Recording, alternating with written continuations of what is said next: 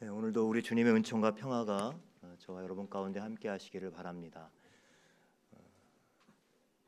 또한 우리 지난 4월 5일 강원도의 산불 피해로 인해서 어려움을 겪고 평화가 일시적 깨어진 우리 여러분들 가운데도 하나님의 긍휼의 마음이 또 위로의 마음들이 여러 손길들 통해서 전달되길 바랍니다. 또 우리 성도들의 손길을 통해서도 함께 이어지기를 기대해 봅니다.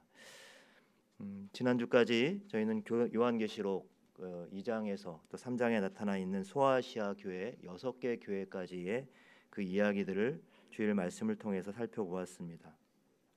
오늘 라오디게아 교회까지 7교회는 바로 이 요한계시록이 편지 형태로 이 요한계시록을 받은 교회 공동체들을 말하고 있습니다. 물론 7개 교회만은 아니겠지만 대표적인 그 교회들을 열거하고 있습니다. 아마 이 요한계시록은 회람 형태로 전해졌을 터인데요. 이 편지가 그 당시 우편의 경로를 따라서 가장 마지막 라오디게아 교회까지 전달되었던 것으로 보여집니다. 오늘 우리가 살펴보게 될 이 라오디게아 교회는 마지막 때를 살아가는 오늘날 우리 교회 공동체의 모습을 그 이전의 어느 교회보다 더 여실히 잘 드러내고 있는 교회라고 할 수가 있겠습니다.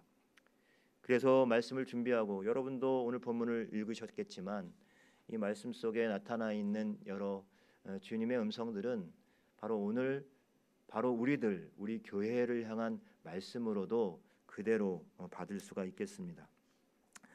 우선 우리 주님께서는 라오디게아 교회에 편지를 하시면서 오늘 14절 말씀에 보면 자신을 먼저 아멘이신 분이라고 이렇게 소개를 하고 있습니다. 아멘이시오.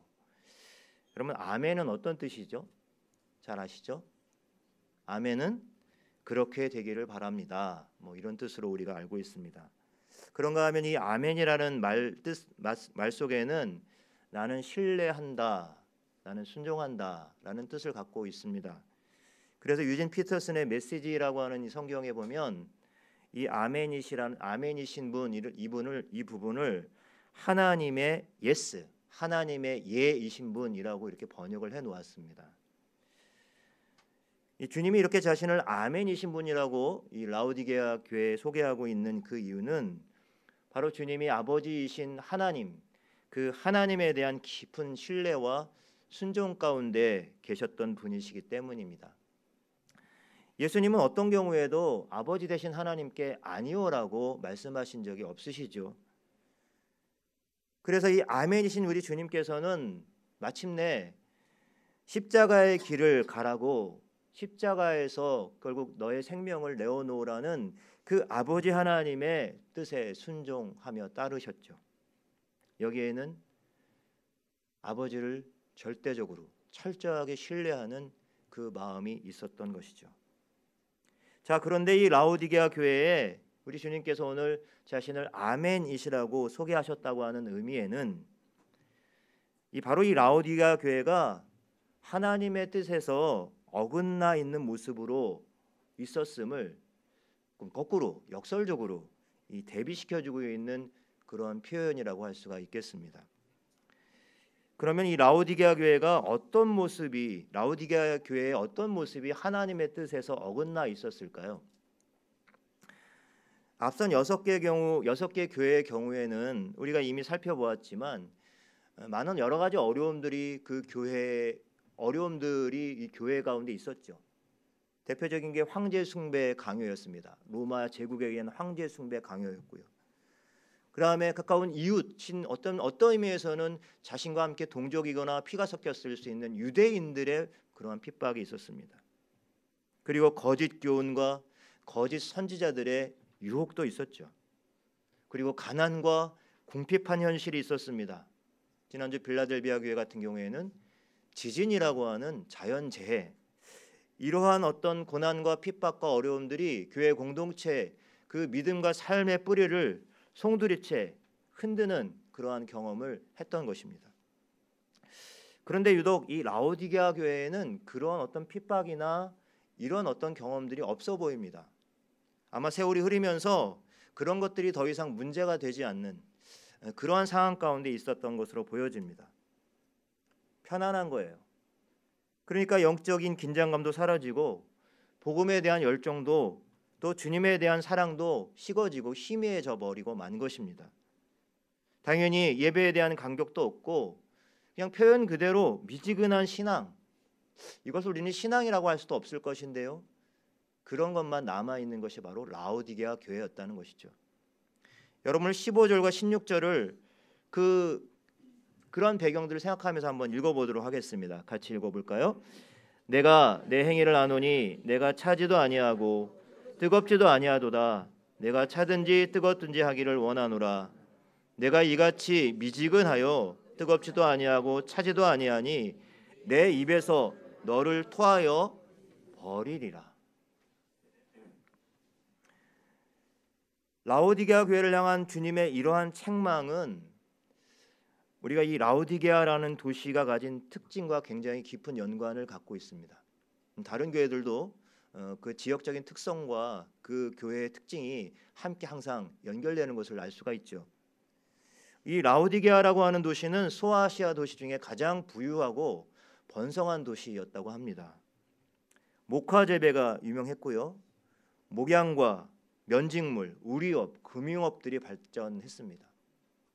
오늘 18절의 말씀에 보면 안약을 발라라, 안약을 사서 눈에 발라라라는 말이 나오는데 실제로 이 라오디게아는 의학이 발달했고 유명한 안 연고의 생산지이기도 했습니다. 여러 도시들이 지진으로 인해서 어려움을 겪고 있을 때, 예를 들면 옆에 빌라델비아 교회 같은 경우처럼 말이죠, 그러한 막대한 피해를 입고 다 저마다 로마 제국의 원조를 바라고 원조를 기대하고 그래서 원조를 받아서 이 도시를 재건하는 일에 힘쓸 때, 그런 와중에도 이 라오디게아만큼은 로마의 원조를 거부했습니다. 그 정도로 부유하고 그 정도로 자기 도시에 대한 자존심이 강한 것이 바로 이 라오디게아라고 하는 지역이었습니다.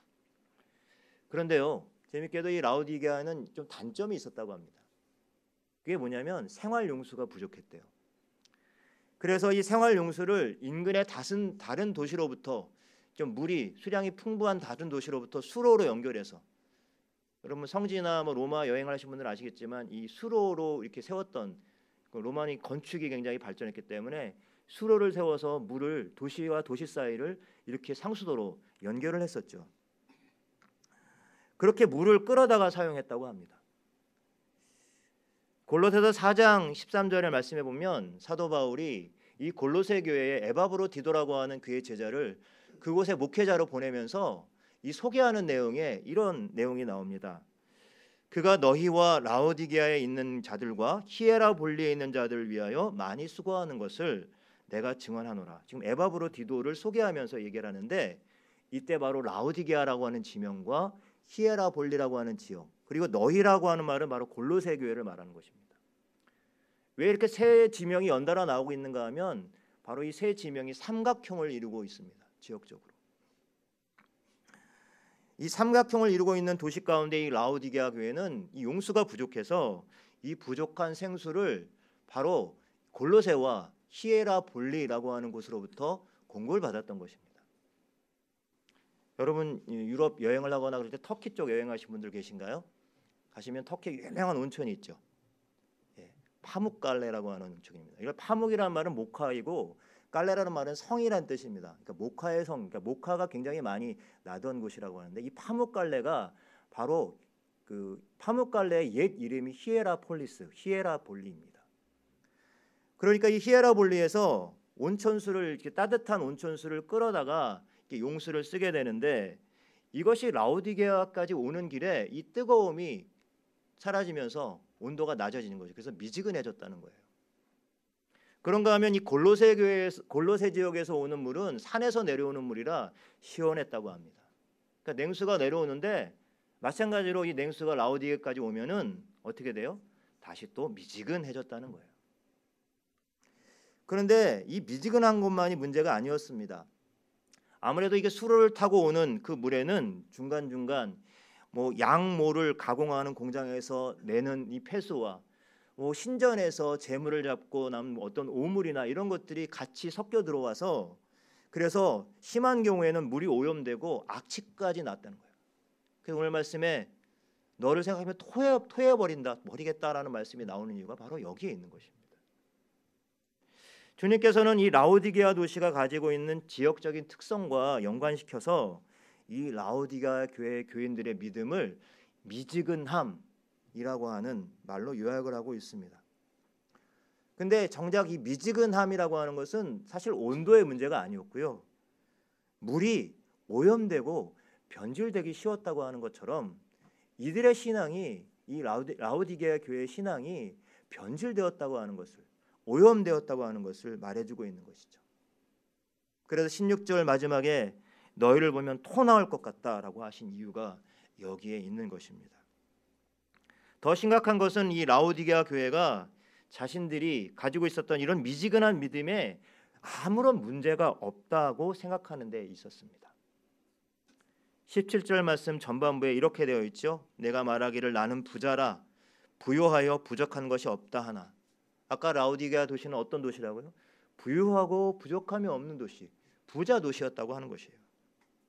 그러니까 역시 라오디게아 교회에도 이 복음이 변질돼 버리고 만 것입니다. 이들에게 복음이라는 것은 그냥 무탈하게 별일 없이 편안하게 살아가는 것이 복음이 되는 거였어요. 교회에 나오는 것도 그냥 나 무탈하게 살고 편안하게 살아가는 것이 그렇게 해달라고, 그런 목적으로 그렇게 와서 교회에 나오는 거예요. 오늘날 같으면 여러분 가만히 앉아서 은행 잔고가 넉넉하고 집값이나 내 주식이나 내 펀드가 오르는 것을 복음이라고 여기며 사는 것과 마찬가지죠. 부와 명예와 힘을 쌓아가는 것만이 하나님의 주신 복의 전부라고 생각하여서 그렇게 살아가는 사람들의 삶에는 결코 다른 이들을 위해서 자신을 희생한다거나 불의에 저항한다거나 의를 위해서 자신의 삶을 내놓는 일을 기대하기란 어렵겠죠. 라오디게아 교회는 세상에서 부요함이 곧바로 영적인 부요함이라고 착각하며 또 스스로를 속이며 살았던 것입니다. 여러분, 지금 오늘날 우리 교회와 성도들의 모습과 어찌 보면 그렇게 크게 별반 다르지 않아 보이지 않습니까? 도대체 주님의 이 거룩한 교회가 무엇 때문에 미지근하다고 토가 나올 정도라고 그렇게 변질되었다고 심한 책망을 받고 있는 것일까요?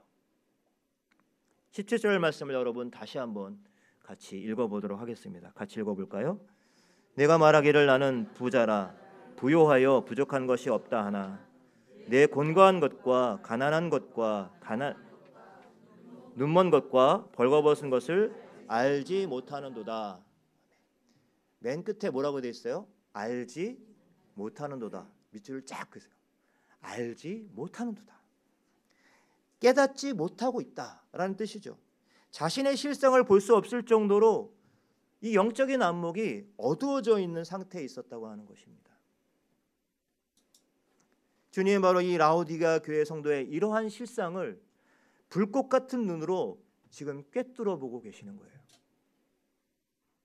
겉으로는 경제적으로 부유해서 부족한 것이 없어 보이지만, 그래서 세상에서 가장 행복한 사람들처럼 보이지만 실상 그들의 영혼은 곤고하고 가련하고 가난한 그러한 신세를 면치 못하고 있다고 말씀하고 계시는 것입니다.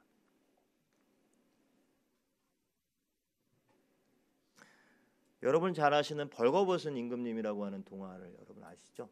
벌거벗은 임금님. 이 임금님이 거짓 제단사에게 속아요.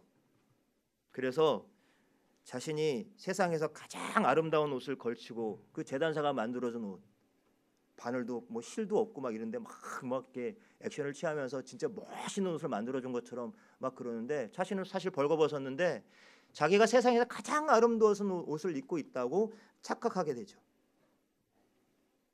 누구만 몰라요? 자기 자신만 몰라요. 그러니 도무지 이 라오디게아 교회 사람들은, 이 교회는 복음을 통한 변화된 삶에는 관심을 기울이지 않고요, 그냥 자신의 그 헛껍데기를 지키기 위해서 복음을 오염시키고 그렇게 변질된 복음이 진짜 복음인 양 스스로를 속이며 살아가고 있었던 것입니다.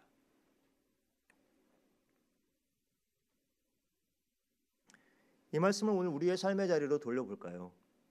여러분 스스로 여러분들 우리 자신을 생각할 때 혹시 우리 교회를 생각할 때 이 정도면 나는 신앙생활 그래도 제일 하고 있는 것 같아. 우리 교회는 이 정도면 참 좋은 교회야. 우리 교회는 하나님의 말씀에 잘 순종하며 아멘으로 살아가고 있어 라고 생각하십니까? 사실 우리가 우리 자신을 혹은 우리 공동체를 어떻게 바라보는가라고 하는 것은 그리 중요하지 않습니다. 정말 중요한 것은 무엇일까요? 주님께서 어떤 시선으로 어떤 눈길로 우리들의 믿음과 삶을 우리 공동체를 바라보실까? 지금 바라보고 계실까? 이것을 두렵고 떨리는 마음으로 돌아볼 수 있어야 할 것입니다. 이 라오디게아 교회의 민낯을 속속들이 밝히신 주님의 기세로 보아서는 당장 이 라오디게아 교회를 끝장낼 것 같이 보입니다. 자, 그런데 여러분 어떻게 돼요? 놀랍게도 그리고 은혜롭게도 주님은 이 라오디게아 교회의 교인들을 그리고 이 공동체를 다시 회복할 길에 대해서 간곡하게 권면하고 당부하시죠. 그것이 여러분 18절 말씀입니다. 같이 읽겠습니다. 내가 너희를 권하노니 내게서 불로 연단한 금을 사서 부요하게 하고 흰 옷을 사서 입어 벌거벗은 수치를 보이지 않게 하고 안약을 사서 눈에 발라 보게 하라. 아멘. 다 비슷한 내용이지만 세 가지가 나오죠. 내게서 불로 연단된 금을 사라. 그래서 진정한 부자가 되라 라고 말씀하시는 거예요. 진정한 부자가 되는 것, 여기서 이 연단된 금이라고 하는 것은 믿음, 어떤 시련과 고난을 통해서 연그러진 그런 믿음을 말하고 있거든요. 그러한 믿음이 바로 진정한 부요한, 진정한 부자가 되는 길이다라고 말해주고 있죠. 또한 흰 옷을 사서 입어라 하는 말도 이런 뜻이겠죠. 성도다운 그리고 그런 품격과 인격도 갖추지 못하면서도 뭐라도 되는 것처럼 그렇게 생각하고 있는 지금 그 라오디게아 교회 성도들에게 정말 안타까운 심정으로 그들을 바라보면서 주님께서 흰 옷을 사서 입으라라고 하는 이 말씀은 예수 그리스도로 옷 입으라라는 말씀이에요. 사도 바울이 로마서 13장 14절에서 오직 주 예수 그리스도로 옷 입으라라고 말씀하고 있죠. 예수님의 마음을 품고 살라는 거예요. 예수님의 성품으로 우리의 모난 성품을 갈아엎으라고 말씀하고 있는 것입니다. 다음은 안약을 사서 눈에 발라라. 아까 이 라오디게아는 이 안약이 유명한 곳이라고 말씀을 드렸는데요. 이것은 이 라오디게아 교회 이 안약으로 유명한 이 도시에 사실은 교회가 있고 이 교회가 사실은 더 영적으로 눈이 멀어 있다라고 하는 아주 역설적인 그런 표현이 되겠죠. 안약을 바르라라는 이 말씀은 너희가 바라보는 시선, 너희의 눈길이 아니라 바로 주님께서 주님의 어떤 시선으로 눈길로 우리 자신과 우리가 속한 이 공동체와 우리가 속한 이 세상을 바라보시는가, 그 영적인 실체를 바라보라는 권면의 말씀입니다. 저는 이렇게 구제불능의 라오디게아 교회를 향해서 회복의 길을 제시해 주시는 이 주님의 모습, 주님의 말씀을 들으면서 언뜻 마치 아주 말썽꾸러기 자녀에게 회초리를 매섭게 대고 나서 그래서 울다 지쳐 잠든 아이의 종아리에 불편한 마음을 가지고 안티프라민을 발라주는, 그리고 아파했을 아이를 생각하며 몰래 눈물 짓는 그러한 어머니, 그러한 아버지의 모습이 떠올랐습니다. 19절 말씀, 무릇 내가 사랑하는 자를 책망하여 징계하노니 라는 말씀이 나오고 있죠. 다시 말하면 라오디게아 교회를 향한 주님의 책망은 바로 교회와 성도를 바른 길로 인도하시기 위한 우리 주님의 눈물과도 같은 것이죠. 속빈 강정처럼 영혼이 탈탈 털려있는 이 라오디게아 교회를 향해서 주님께서 뭐라고 말씀하시는가요? 내가 아직 너를 사랑한다. 내가 너를 사랑해서 매를 드는 거야. 사랑하기 때문에 더더욱 뼈아픈 말씀을 하고 계시는 것이지요. 그러나 그 사실을 매섭게 깨우쳐 주시는 분이 계시기에 이 라오디게아 교회는 다시 한번 일어설 수 있는, 다시 한번 회복할 수 있는 길을 얻게 되고 있습니다.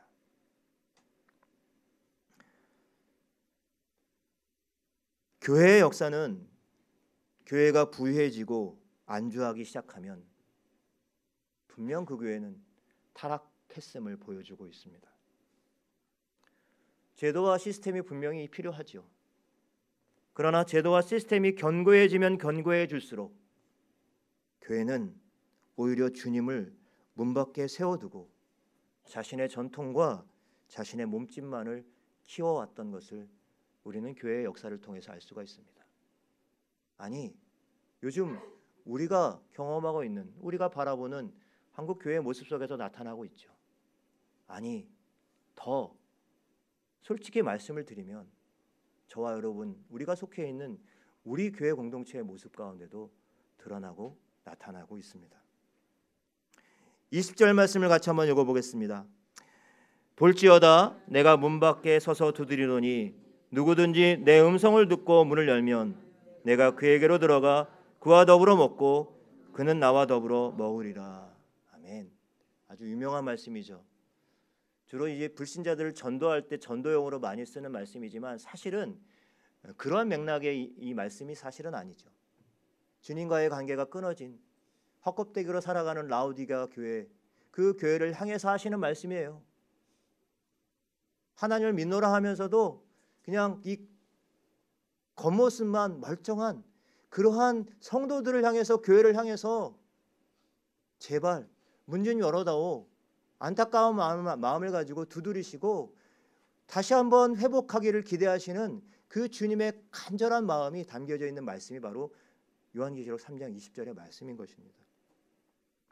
오늘 주님이 문 밖에 서서라고 하는 이 말씀, 이 대목을 자세히 보면 라오디게아 교회 성도들이 자신들의 거짓 부요함에 안주하고 있는 동안에 바로 주님이 그들의 문 밖으로 밀려나 있었다고 하는 것을 알 수가 있어요. 여러분, 이 대목을 잘 주목해 보아야 합니다. 주님이 교회의 주인은커녕 그 안으로 발도 내밀지 못했다는 거예요. 자기들의 부요함에 안주해 있는 바람에 우리는 괜찮아, 우리는 평안해 이러면서 말이죠. 그래도 겉보기에는 아무런 문제가 없었으니까 말입니다. 존경하는 한 목사님이 최근 한 신문의 기사에 이런 내용의 글을 실었습니다. 목회를 하면서 가장 두려운 것은 교회가 성장하지 않는 것도 아니고 설교를 잘 못하는 것도 아니라고. 목회를 하면서 가장 두려운 것은 하나님과의 깊은 교제 없이도, 하나님께 깊이 엎드리지 않아도 그냥 기계적으로 설교할 수 있고 신방할 수도 있고 상담할 수도 있다는 사실을 깨닫게 될 때라고 말을 했습니다.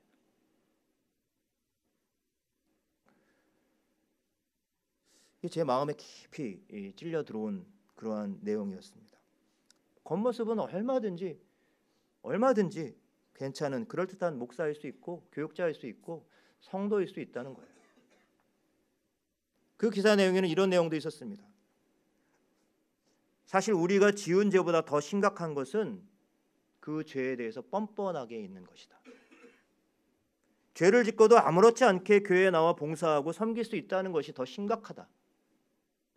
죄에 대해서 무감각해지고 무뎌지는 것이 더 심각하다라고 말해주고 있습니다. 겉모습은 신앙이라 하면서도 회개에 합당한 삶의 열매는 찾아볼 수가 없고 그냥 주님과 관계없이 그저 세상 흘러가는 대로 세상의 식과 법을 따라 살아간, 그래서 자신의 부요함에 안주했던 이 라오디게아 교회 성도들의 모습이 오늘 저와 여러분 안에는 없다고 우리는 자신할 수 있을까요?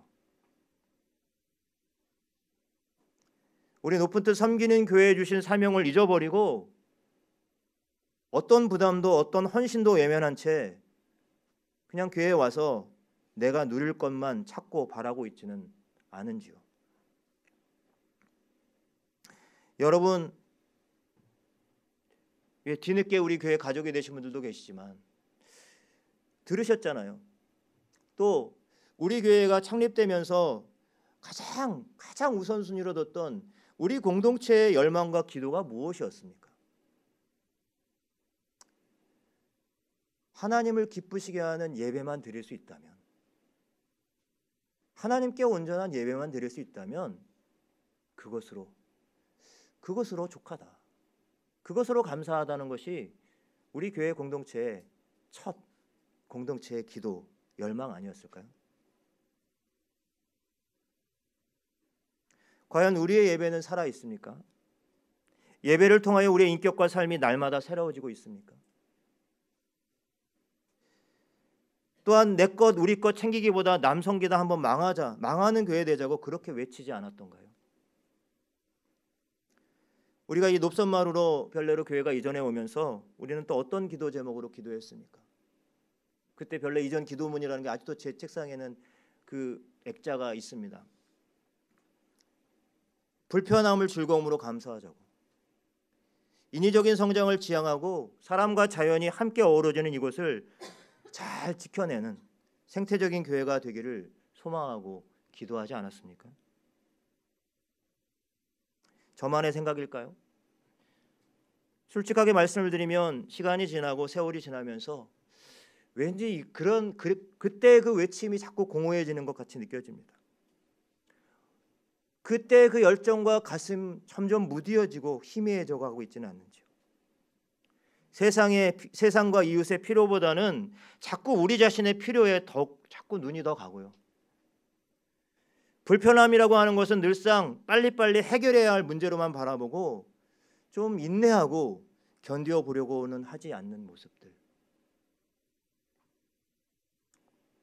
또한 우리가 높은 뜻 섬기는 교회이니까 이 높은 뜻이라는 이름이 주는 어떤 안도감, 자부심, 안정감 뒤에 숨어서 자신도 모르는 사이에 라오디게아 교인들처럼 차갑지도 뜨겁지도 않은 미지근한 그러한 신앙인이 되어가고 있지는 않은지요. 우리도 라오디게아 교회처럼 교회의 주인이신 주님을 문 밖에 세워두고 있는 것은 아닌지, 여러분, 우리가 이 두렵고 떨리는 마음을 가져야 되지 않을까요? 저는 이 두려움과 떨림이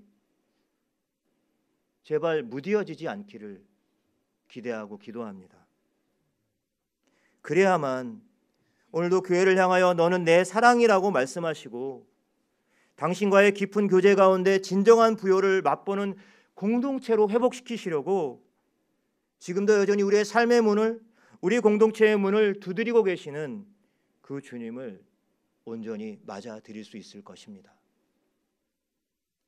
틈만 나면 세상으로 달려가지 말고 이제 제발 나와 함께하자는 이 주님의 초청에 응답할 수 있는 저와 여러분들이 되시길 바랍니다.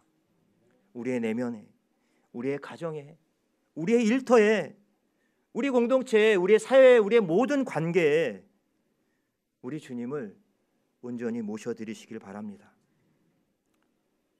여러분, 그러기 위해서는 지금 우리의 마음을 온통 빼앗고 있는, 좀 더 누리면, 좀 더 가지면 행복해질 텐데, 편안해질 텐데 하는 이 세상의 가치, 세상의 생각으로부터 돌아설 수 있어야 할 것입니다.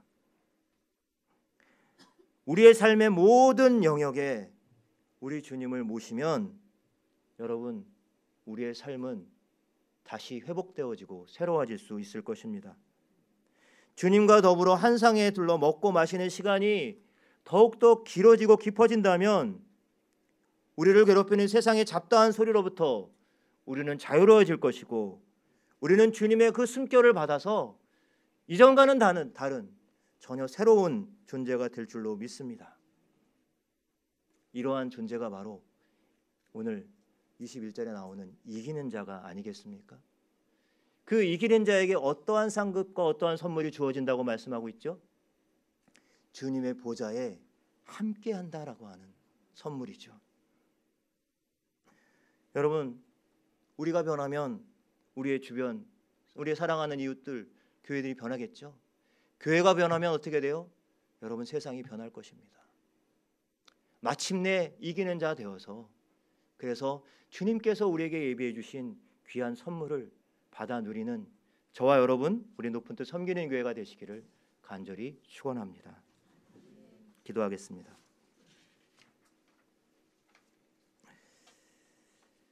하나님, 감사합니다. 요한계시록 2장과 3장에 나타나 있는 소아시아 7교회를 향한 주님의 음성을 함께 들었습니다. 때로 칭찬하고 때로 책망하며 때로 격려하고 때로 분노하시고 때로 위로하시고 때로 매섭게 몰아치시면서 주님의 그 몸된 교회, 그 교회를 다시 회복시키시고자 하셨던 그 주님의 마음을 알게 하시고 깨닫게 해주시니 감사합니다. 주님이 우리를 포기하지 않으신 것처럼 우리도 어떤 순간에도 주님 앞으로 다시 돌아서는 일을 포기하지 않게 하여 주시옵소서. 그래서 참 이기는 자가 되어서 주님의 보좌 앞에 함께 앉는 선물을 누리는 우리들, 또 우리 교회 공동체와 이 땅의 교회들이 되게 하여 주시옵소서. 감사드리며 예수님의 이름으로 기도드립니다. 아멘.